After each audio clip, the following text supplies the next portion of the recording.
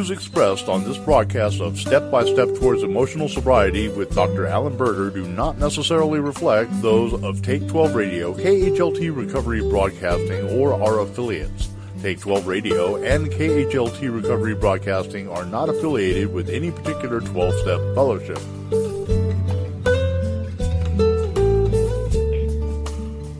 And now, here's your host, Dr. Alan Berger, and the Monty Man. Well, greetings, recovery family, and welcome to another fine episode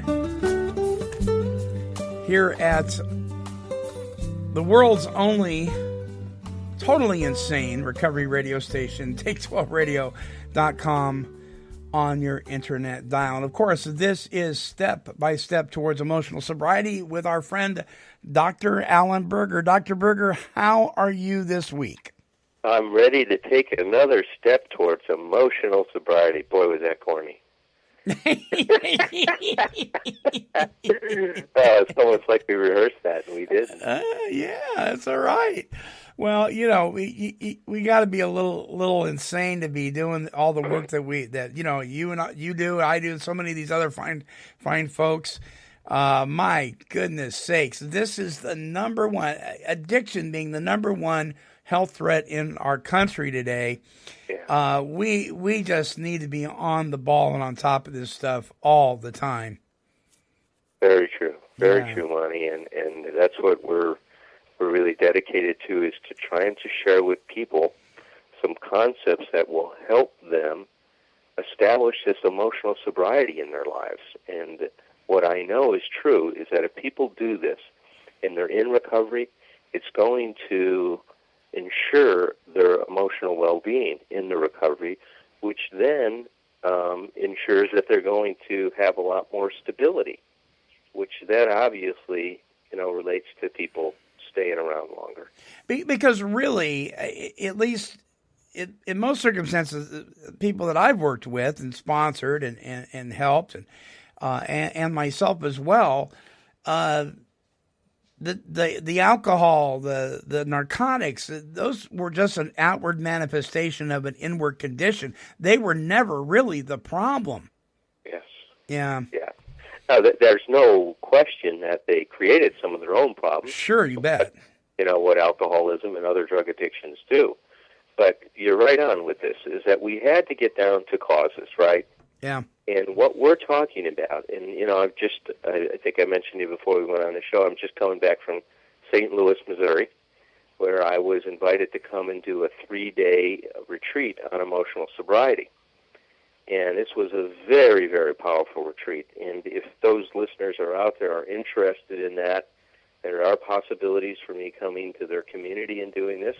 But next year, in April of next year, at the Anderson Retreat Center in Hazleton, I'm going to be doing this retreat on emotional sobriety. And so if people are interested, they can go and learn more about it on the Hazleton website. But what was so powerful about this, Monty, and I want to get into this, is see, what emotional sobriety is about is finding a way that makes you the determining force in your emotional well-being. See, the emotional dependency that undermines our emotional sobriety makes us dependent on other people for our emotional well-being. And when we establish emotional sobriety, or the way to establish emotional sobriety in our lives, is to unhook our dependence on others and learn how to move our emotional center of gravity back into ourselves. And that's what our show is dedicated to doing, is to helping people get some ideas on how to do that. And tonight, as I promised our listeners, we're going to start to get into some of the psychotherapy masters and what they've had to say that relates to this whole issue of emotional sobriety. And tonight we're going to be spending some time with someone that was very, very influential in family therapy, and her name is Virginia Satir. She's passed away now for a number of years. But we're going to look at some of her quotes and some of her ideas, and hopefully our listeners are going to see how it relates to emotional sobriety. All right. Well, let's move forward. I just want to encourage folks, listen, here's the thing. You can rewind these shows. You can replay them. You can download them to your smartphone, your hard drive, whatever. And please don't hesitate to email us here. Dr. Berger's email is on the page that this is on. So is mine. If you have any questions, if you have any concerns, please don't hesitate to do so. All right. So the name of this individual again is Virginia? Dr. Virginia Satir. And she's written a lot of different things in her career, but one of the books that I love is a book that she wrote called People Making. And there's just a lot of great ideas and concepts in there for people that are trying to, put together their families and to, help their families become all that they can be. But let's start with one of her quotes, Monty. Yes. Because I think that this quote is very, very powerful. She goes, "We are always trying to get out of our emotional jail. Mostly we try by begging, threatening, or pleasing other people. Trying to get them to do it for us." So let me say that again. Mostly we try by begging, threatening, or pleasing other people, trying to get them to do it for us. Trying to get them to get us out of our emotional jail? Right. The emotional jail that we created through our emotional dependency. And we want them to do it for us. Right. See, so if they act in the way that we specify, then we're going to feel okay. Then we're going to have that emotional well-being that we're all looking for. So what we do is that we say, well, God, if you really, really care about me, you'll do this. If you really, really feel this way or that way, you'll do that. In fact, one of the things that she said, and I love this quote, now listen to this one. She goes, "One of the truly basic problems is that our society bases the marital relationship almost completely on love, and then imposes demands on it that love can never solely fulfill. But here are some of the demands. If you love me, you won't do anything without me. If you love me, you'll do what I say. If you love me, you'll give me what I want. If you love me, you'll know what I want before I even ask." Wow. He goes, these kinds of practices soon turn love into a kind of a blackmail, an emotional blackmail. She calls it the clutch. Then that's not love. That's not love. No. That's what we've talked about, is that in our society, we have fused love and dependency. We think love means that you're going to take care of me, and that you're going to do a better job of taking care of me than I take care of myself. I discuss this a lot in my first book that I wrote called Love Secrets Revealed. I also, Love Secrets Revealed, that was published by Health Communications in 2006. This is also talked about a lot in 12 Smart Things, the book that Hazelton published that I wrote on emotional sobriety. But you can see that this is the same problem. If you love me, you'll do this to make me feel okay. If you love me, you'll do that to make me feel okay. If you love me, you'll love me so much that I won't even have to use any words to tell you what I want. You see, we turn ourselves into a baby, don't we? Into an infant when we're in a relationship because of the dependency that we have on the other person. I don't even want to have to speak up for myself. If you love me, you'll know what I want even before, and I won't even have to tell you. And you know what, Dr. Berger? Men accuse women of expecting us to read their minds, but I got to tell you, men do that too. Yeah. Oh, yeah. Listen, this is very, very common on both sides of the gender line. Yeah. No question about it, Monty. Both men and women do this stuff. It's really mutual in terms of how bad we treat each other, unfortunately. I mean, we both can be, we both can bring out, what I say is we save our worst behavior for those people we love. And that's on both sides of the coin. Men do that and women do that. And do we do that? Do we do that because we believe very, very securely, we almost cement it in there that you're not going to turn on me because you love me, so you're not going to turn on me, so I can treat you this way and it'll be all right anyway? that may be a part of it. I think even more so what happens is that we treat people that way because we think our home should be the place where everything goes our way. Right. See, that's what I think the problem really is. Okay. Is that we think that we should get everything the way we want it. It's the one place in the world where people are going to do everything we want them to do because we think that that's what happens when you love someone. You just give them everything they want. Now, you and I know that's a very immature idea. In fact, some other people that we're going to be talking about would call this immature love. Mm-hmm. That kind of love is very, very much immature because it's not based on two people holding on to themselves and standing on their 2 feet. It's based on two people being dependent and filling in for each other in terms of what the other person's not. And that's not a healthy relationship. That's a good example of people turning human beings into their higher power. Exactly. That's exactly what happened. Here's another line that she has. She goes, "If you are not eternally showing me that you live for me, then I feel like I'm nothing." Wow. You see, this is the whole core problem of emotional dependency, is that we let the other person's attitude and behavior determine how we're going to feel about ourselves. So if they don't treat us well, then somehow we feel like we're not worthy or we're not lovable or we feel like we're nothing. But then we're letting that other person's behavior determine our worth. And that's going to breed a lot of trouble because it's going to breed resentment in a relationship. It's going to breed rebellion. It's going to breed all kinds of toxic and acting out behavior. So what we're hoping people are going to do by listening to this show and starting to do some of their own work, and we're going to talk about, especially in the second half of the show tonight, what does some of that work look like?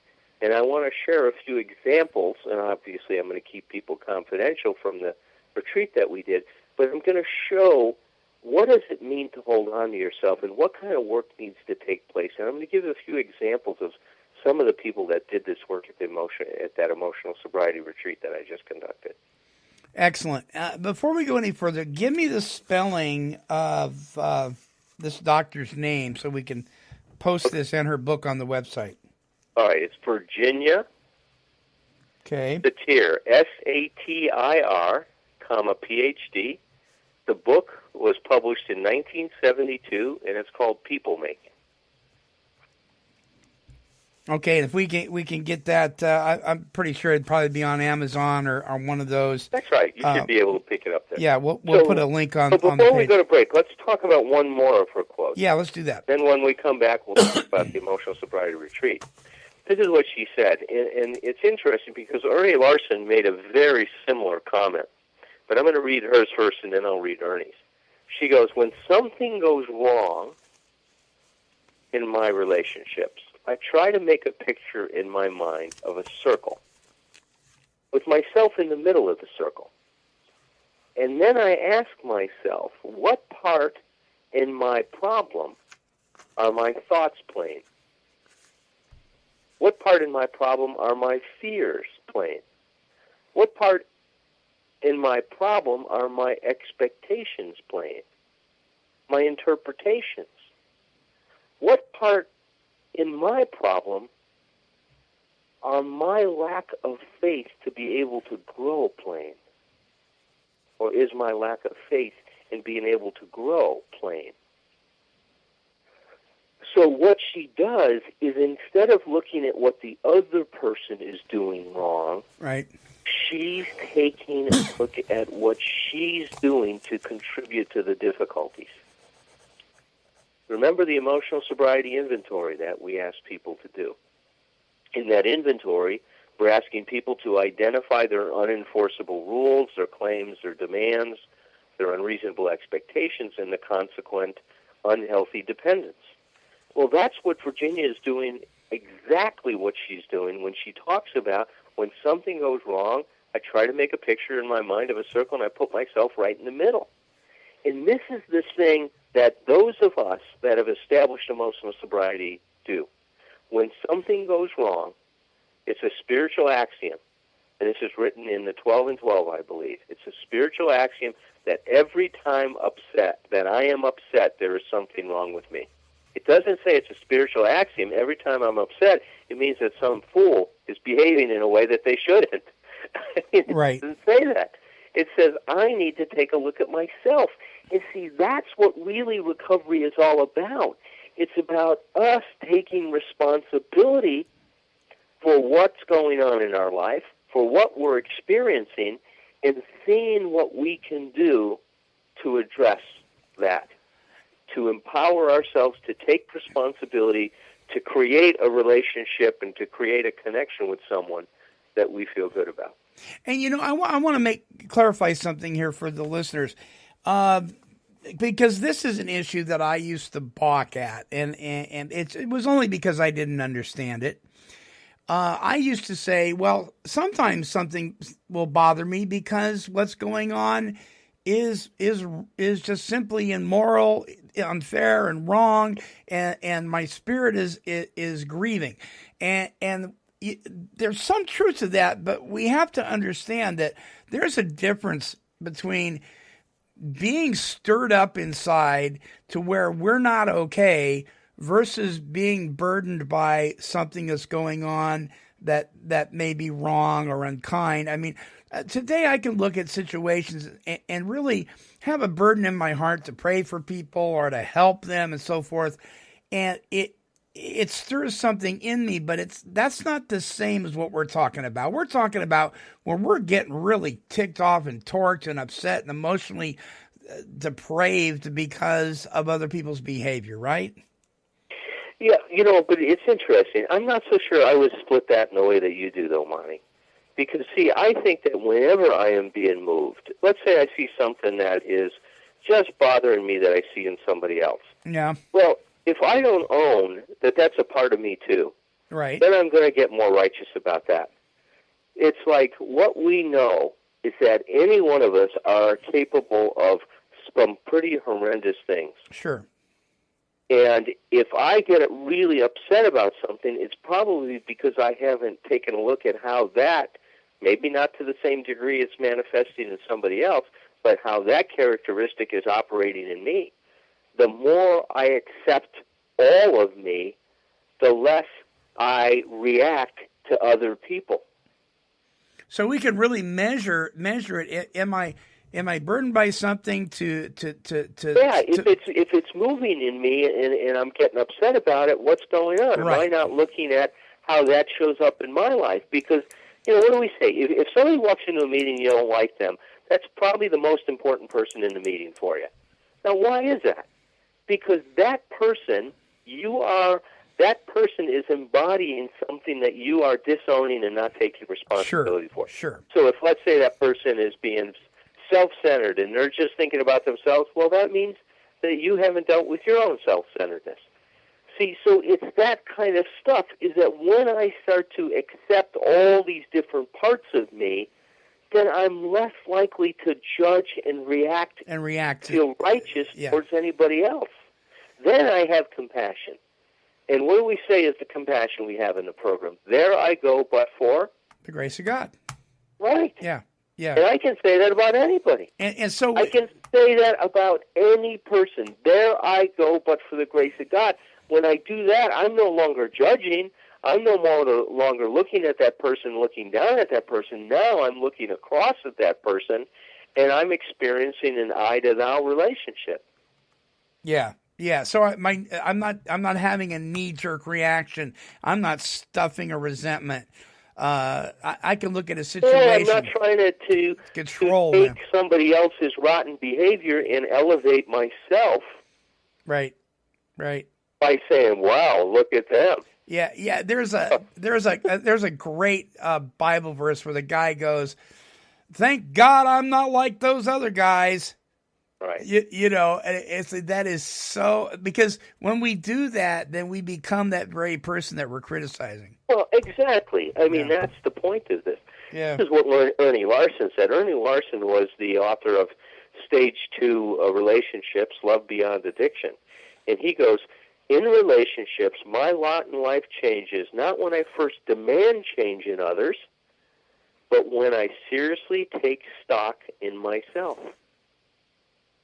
So in relationships, my lot in life changes not when I first demand change in others, but when I seriously take stock in myself. So I'm hoping our listeners are starting to see a pattern. In order to regulate yourself, in order to soothe yourself, you have to get honest with yourself and see what you're doing that's contributing to the problem. Let me ask you a question, and then we'll take our break. There are people listening right now that are doing the head nod, and they're going, "Yep, I know," but never get past "I know." Why do we, when we know better? Dr. Phil says something. When you know better, you do better. I don't know if I agree with that. I don't agree with him on that. I don't think knowing better doesn't get you to right. Better. Remember what Bill said. He said, "How is it that we can't get off this emotional merry-go-round? That we know what the right thing to do is, and how come we can't do it?" That's right. It's not the knowing; it's the integration. And see, that's what Dr. Phil doesn't understand. Is that you've got to integrate that knowledge emotionally. And look, you just gave me a great segue to what we're going to do after the break.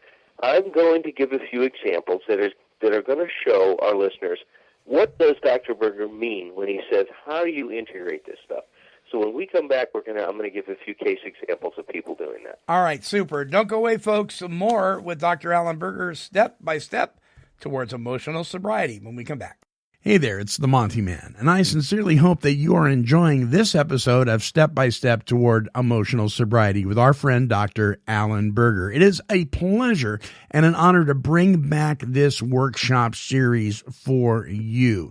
Now listen, every week we are remastering and rebroadcasting and setting up this special page that has every single one of these workshops added to it weekly. Simply visit us at take12radio.com. Click down to the banner that says Recovery Workshops. Click on that, and then click on Step by Step Towards Emotional Sobriety to download and listen to every single one of these shows on emotional sobriety. Again, we will update them weekly. Thanks for joining us, and please don't forget to share this with your friends, your family, and others in the recovery community.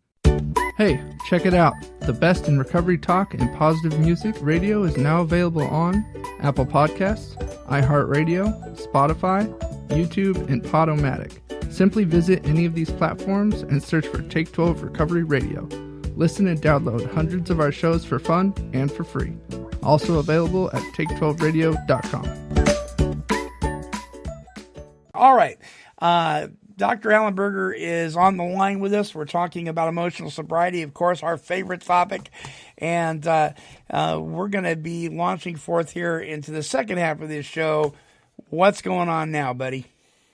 Well, I want to just lay out a little bit what happened in the structure of the retreat, so if anybody's interested, they can get a preview, and then talk about what happened on Saturday night when we do the processing of the emotional sobriety inventory. So on Friday night, what we do is we spend time putting emotional sobriety in the context of the steps and talk about how when we're actually taking the inventory, doing step 7, doing step 8, that there are many references that are pointing to what is our basic flaw.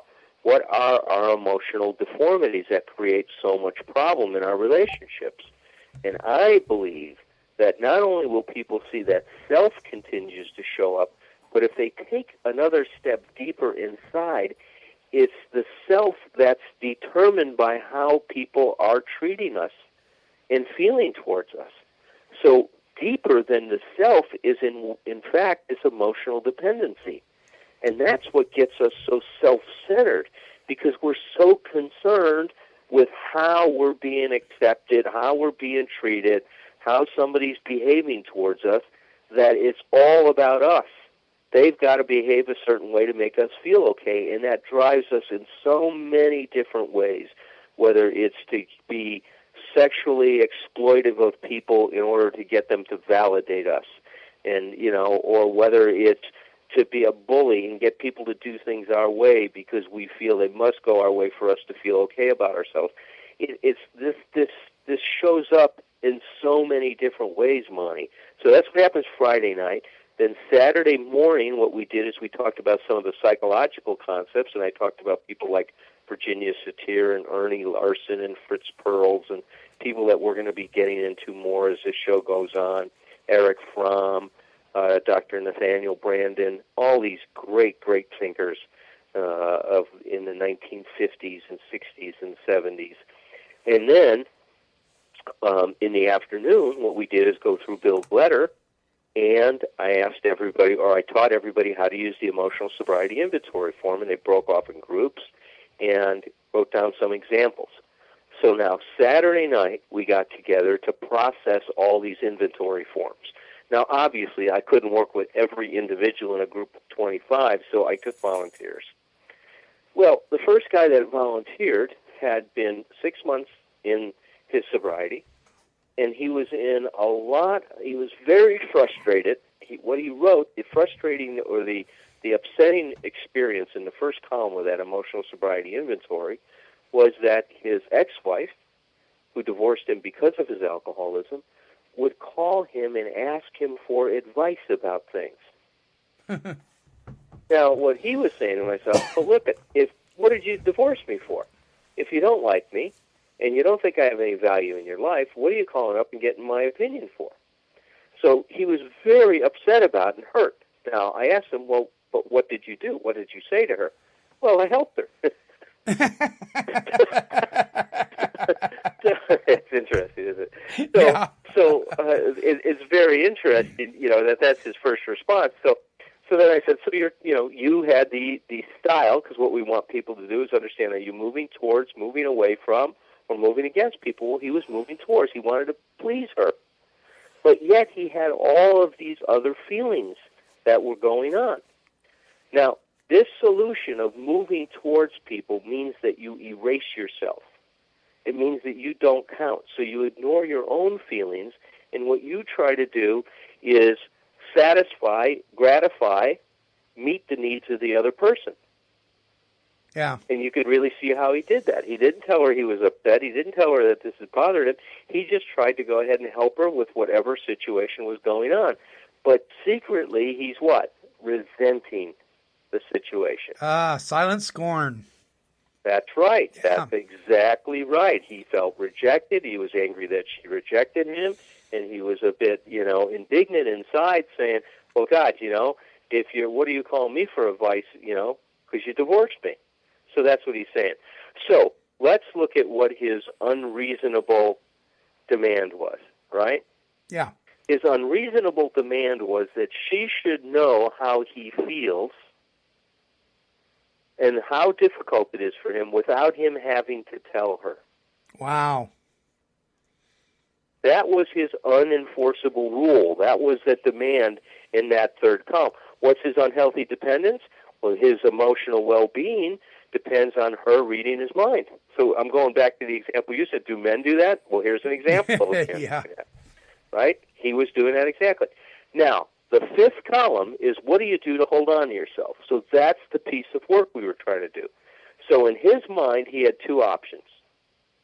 What were the two options? Well, the first option was that he would respond in people pleaser. He had to ignore his feelings. I said, well, what is the other thing? What would you want to do? He says, I just want it. And then he goes into cussing her out and telling her what a rotten person she is. So that's probably one of the reasons why he shuts up. It's not a bad idea. What did we were told when we were kids? If you don't have anything good to say, don't say anything at all. Yeah. I don't really, adhere to that or believe in that kind of an idea, but I think that's what was going on inside of his mind. Sure. So I said to him, can you think of a way of somehow splitting the difference between people-pleasing her and dealing with the feelings that you have? And he sat there for a minute, and he was really struggling.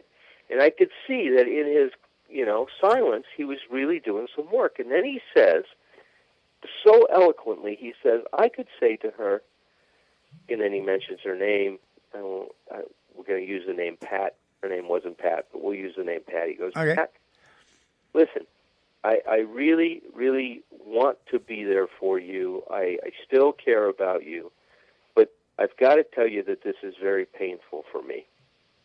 It's hard for me when we get on the phone because it brings up a lot of the loss and a lot of the grief and even some of the anger I have about what happened between us. So what I'd like to let you know is sometimes I'm going to be able to be on the phone with you, and I can put some of those feelings aside. It might be easier, and I'll be able to be there and respond to your questions and help you. And if I can do that and feel good about it, I'd love to. But there might be other times when it's just too painful for me, and I'm going to have to say that, I'm just sorry I'm not able to be there for you tonight. Mm. And I just want you to know that. Wow. Well, when he said that, the whole place applauded. Yeah. All 24 other people, and you should have seen the look on his face, Monty. I mean, this meant the world. And then he sat there, Monty, and he started to cry. Oh, bless his heart. And he just sobbed, a deep pain that lasted for at least 5 minutes, maybe 10. And so, there's a lot of grief, there's a lot of pain he has, and I often tell people underneath anger is usually a lot of pain. And he just cried about how terrible it was that his alcoholism has ruined this relationship, and she really was the, love of his life, and he went into all of the grief that he was feeling. But it started by him being able to find a way to hold on to himself and represent all the different parts of himself to his ex-wife. Mm. Very powerful. So my question is, and I'm thinking some other people are going to be thinking this. They're going to be saying, I'm going to play devil's advocate here. Well, that's all fine and dandy, but now here's the key. What if they don't respond the way I think they will respond? Right. And this is the important thing about emotional sobriety. He says that for his sake, not to get her to respond anyway. Right. So he's not saying that for her to respond. He's just saying that to make a declaration. He's just saying it to be able to share what's going on with him because he needs to share it. And there is no expectation. Right. That's the thing. When you do what you just said, then you're not doing it for the right reason. Right. See, when you're really operating out of what the part of a person that I'm talking about, we are saying what we need to say because we need to say it, not because it's going to get us something, not because it's going to get a certain response. We don't need a response. Our satisfaction, or what I say, is there's an intrinsic reward to saying it. When we say it because we need to say it, then as soon as we say it, we're finished. We don't need anything from anybody else. He didn't need her to respond one way or the other. He just needed to say this out loud because that was his truth. But you see, he didn't give himself permission to do that. But because he has this move towards style, he always erases himself, and you can't hold on to yourself if you erase yourself. Mm-hmm. Mm-hmm. And then we're going back to what Bill talks about in his letter about the St. Francis Prayer. He's going to do this so he'll feel better instead of doing it for the sake of doing it. You got it. Yeah. What is it? What does it say? How does that little line go about comfort versus being comforted, right? Right. We need to learn how to comfort ourselves rather than being comforted by somebody else. So that means we're not comforting so we'll be comforted. We're comforting for the sole purpose of comforting. Period. That's it. Yeah, period. No, that's a very important point. Now, let me give you one more before our show ends tonight. Yeah. Let me give you one more example of another piece of work that was very, very powerful. So this gentleman, we'll call him Sam, had 2 children. And Sam loves his boys. They're twin boys. But one of his boys he gets along with a lot better than the other one. So we'll call the other boy Pete. Well, with Pete, he ends up in these power struggles all the time. So he gave an example. The upsetting event was Pete was supposed to fold the towels. Towels were sitting downstairs. He came downstairs and he says, "Hey, Pete, it's your job today to fold the towels." Pete says, "I don't want to fold them." Dad says, "What do you mean you don't want to fold them?" "I don't want to fold them." "You're going to fold those towels." I'm not folding those towels. Get up to your room. And then he starts to go into it, and it gets pretty bad because at some point he starts to verbally abuse him and starts to really put him down and using his power to try to get him to yield to his will. And he knows it's wrong. He feels terrible about it and has a lot of guilt and remorse every time he has an interaction like this with his son. So I asked him, where did he learn this? Where did this come from? He says, well, that's exactly what happened between me and my dad. And I said, well, elaborate on it. So he talked about how he and his dad would go through the same stuff, only he was Pete in that case, right? His dad had the power. Right. So I said, well, what do you think, Sam, about sharing that with Pete and your other son in terms of your experience with your dad? Well, his first response, which I found very interesting, was he said, I don't want them to think less of my father. Oh. So he was protecting his dad. And I pointed that out to him. I said, are you aware you want to protect your dad rather than connect with your sons? And he says, oh, man, that's right. Wow. I said, what do you think is going to happen? Well, I think they're going to probably, first of all, I think that you're not giving them enough credit. They probably know that some of this stuff went on. They probably see how your dad behaves and stuff like that. So I don't think you're giving them enough credit. They're probably aware of this already. The issue is whether this is just going to get talked about openly or not. And if you talk about it openly, it takes away some of the power. So I said, so let's just experiment. Let me put 2 empty chairs in front of you, and let's see what you would have to say to your sons if you were able to talk to them about this, if you were able to tell them about what your relationship was like with your dad. So he starts to do it, and I said, wait, I just had another idea. So I put another chair behind those 2 chairs. So there's 2 empty chairs in front of him, and then I put another empty chair behind the 2, and I said, Sam, this is you when you were 8 years old. So when you're talking to your boys, I want you to think about what Sam needed to hear from his dad when he was 8. And I want you to say all the things Sam needed to hear to your boys. Wow. Well, this guy starts talking funny, and he is just starts to bawl. And he is it was so moving the way he talked to his sons and what was going on. And he was able to really, really deliver the message he wanted to deliver.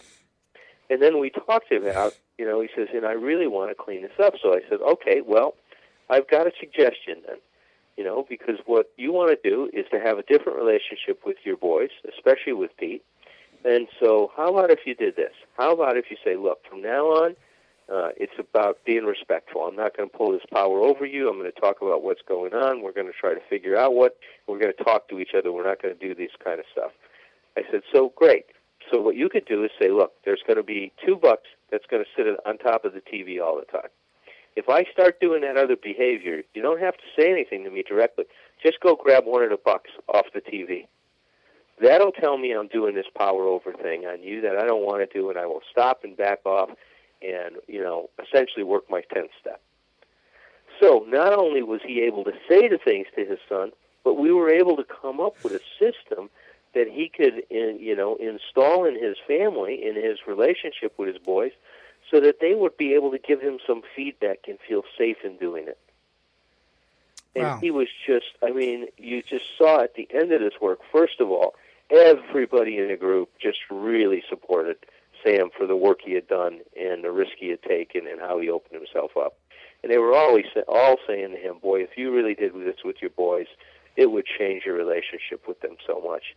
And Sam had about 3 years of recovery and was really, really struggling with this issue because it's an issue of emotional sobriety. So one of the things, the listeners, I hope that you're hearing tonight, that to integrate this stuff, you have to feel some of the pain in your life and learn from that pain. We can't do this alone. This is, to me, why in my recovery, there were many times when I spent hours and hours sitting on somebody's couch trying to work through issues.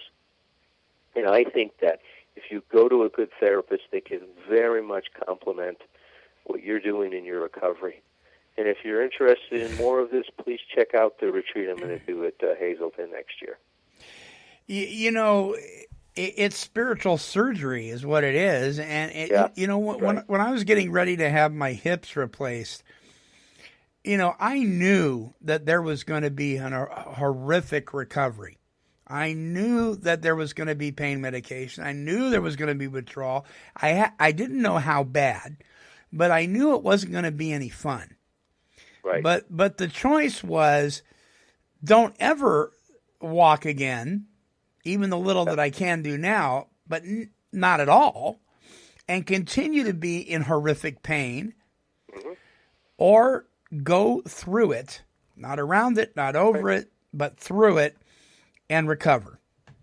Yep. And it's the same thing with this kind of stuff. It's, what do you want to do? You want to stay in it? Or do you want to recover? Yep. Yeah. Yeah. Wow. Well, my hat's off to these folks. And when you come out of something like that, when we were talking off the air, you were saying what a marvelous retreat it was. I mean, that just must just make you feel so happy for people. I mean, it just really does something in your heart, doesn't it? Oh, it was amazing, Lonnie. I'm just, I walked away from that feeling very, very grateful that God has given me this gift that I can, be with people in this way. And, I say all the time that therapy is about learning. And what we're learning in therapy is learning new possibilities. And that's what we were able to do in this emotional sobriety retreat. And that's what's always happened when I've done these things. Very powerful. I want to encourage you listeners, there is a PDF file, a link on this page. Please click on it and download it and print it out because we refer to this quite often. And perhaps we can skim over that really fast on one of these shows again so people can kind of see what we're talking about. But if you go back, I believe it was our third show, we talk about that inventory. That's right. That's right. And I think that the PDF is on there if people want to check it out. Yeah, and it's so simple, and it's such an awesome tool. It really is. It is so much easier to build a house when you have the right tools. It really is. I've tried to build things in my life by using the wrong tools, and I'll tell you, nothing ever good comes of it. That's right on, man. That's very well said. Well, listen, great. All right. And Monty, I love you. Keep up the great work, and I just once again want to plug my new book, 12 Hidden Rewards of Making Amends. It's a new publication by Hazleton. It just came out, and it really goes into depth a lot about the psychological forces that are operating in the 12 steps and really focuses on steps 8, 9, and 10. It's a great book, Finding Forgiveness and Self-Respect by Working Steps 8 through 10. Folks, you don't want to miss out on this thing. We'll have a link up on the page for Dr. Berger's website. Another great show, and Dr. Berger will talk to you again next week. Look forward to it, Mom. All right, folks, until our next broadcast, this is the Monty Man along with Dr. Alan Berger, and we're wishing God's perfect serenity for you.